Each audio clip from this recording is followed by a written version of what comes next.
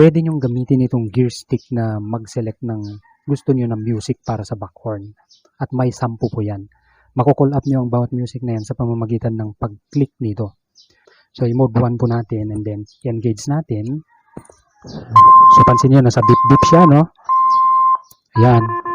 Ililipat mo lang ito, pipihit mo at kusang magbabago yan. Yan, nasa Despacito na.